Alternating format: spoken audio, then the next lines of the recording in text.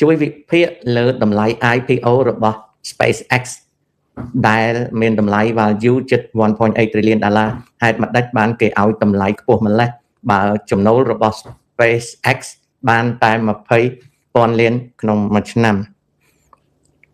មនុស្សរាប់ពាន់នាក់បានคล้ายទៅជាសេដ្ឋីក្រោយពី SpaceX បានបែងភាគហ៊ុនលក់ក្នុងទីផ្សារការដែលភាគហ៊ុនស្ទុះឡើងពីព្រោះវិនិយោគិនមានជំនឿថាឱកាសនៃការរីកចម្រើនរបស់ SpaceX មានធំធេងណាស់ដូច្នេះហើយដោយសារឱកាសមានធំធេងហើយនឹងចក្ខុវិស័យបច្ចេកវិទ្យារបស់ SpaceX គេវាស់ស្ទង់មើលថាទៅមុខវែងឆ្ងាយទើបការបែងចែកភាគហ៊ុនលក់ជាសាធារណៈឡើងថ្លៃកប់អាកាសភ្លាម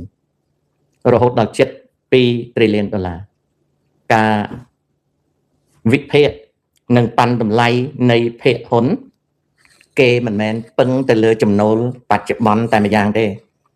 គេមើលឱកាសនៃមុខរបរថាតើមុខរបរនឹងមានឱកាសធំធេងប៉ុណ្ណា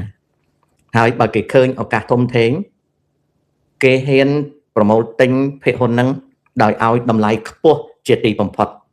ជាអតិបរមានេះគឺជារបៀបនៅពេលដែល IPO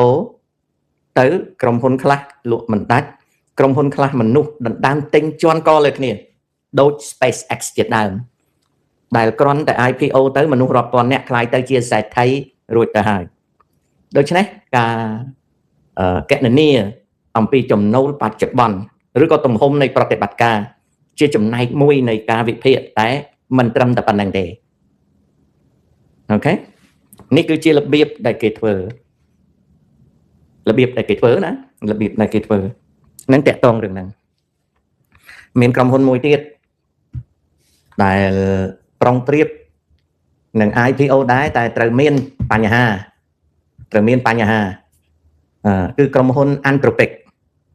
ក្រុមហ៊ុន AI Anthropic បានបញ្ចេញ model ណា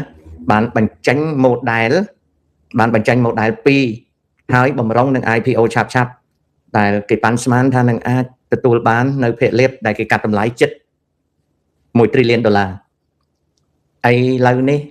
ផ្អាកសិនដោយរដ្ឋាភិបាលអន្តរាគមន៍និងក្រុមហ៊ុន AI មួយឈ្មោះ Anthropic ខ្ញុំតាមដានដឹងរឿងហ្នឹងតែខ្ញុំអត់យកមកនិយាយពីព្រោះវាអត់តាក់ទងនឹងបងប្អូនយើងណាត្រូវបានពួកចៅសួរដែរបើខ្ញុំមិននិយាយបាទ